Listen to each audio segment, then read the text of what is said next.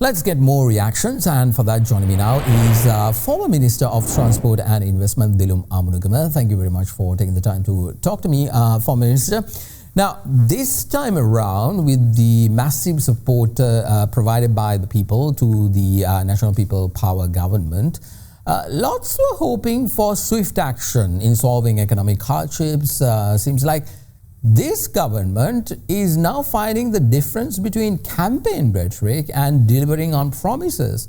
What do you think, former Minister? Can they really deliver on their promises? No, what I would say is it's more like they have to stick to the agreements, especially the IMF agreement that was signed by the previous government, and this is what we kept saying through the campaign also. Though there were promises flying sky high at the time of the campaign, it was a fact that once the election was over, that the government would obviously have to stick to the IMF agreement. So I would say in one way it's good that they are sticking to the IMF agreement, but of course along with it I would have to say that the campaign was an entirely con campaign, because they had obviously they misled the public willingly through the campaign, knowing that they would anyway have to stick to the IMF agreement at the end. Indeed. Now, during the whole 2022 crisis, one of the key buzzwords used by many liberal-leaning think tanks and other NGOs backed interest groups were that Sri Lanka is borrowing so much of money. The blame was directly sent across to the former SLPP government, which you were part of.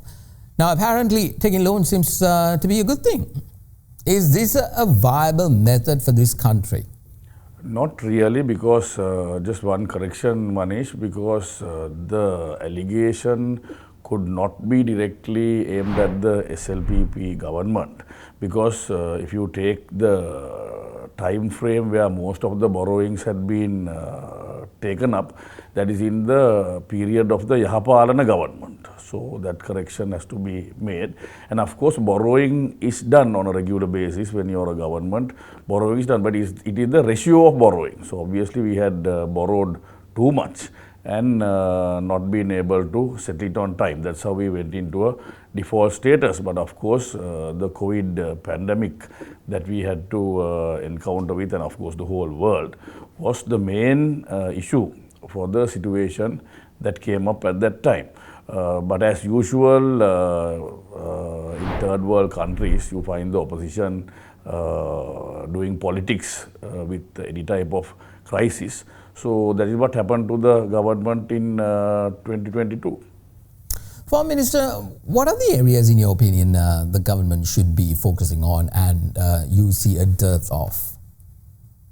The government should be mainly focusing on agriculture and food security at the moment. As you saw during the campaign, their main slogan was recovering stolen assets, which was another yarn that they had made up for the sake of winning the election, and which could not be recovered, and there is no such thing up to now.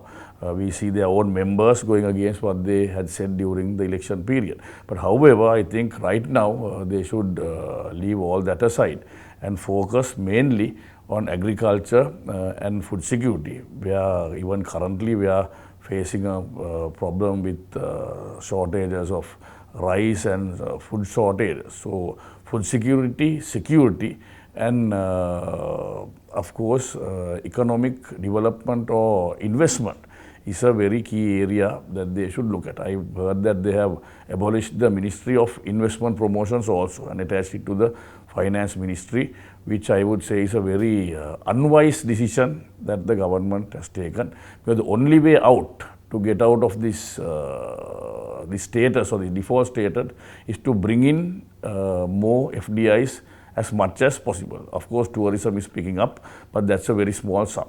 So we should at least try to double up. At the end of the last period that I was the State Minister of Investment, we managed to achieve the target of $2 billion.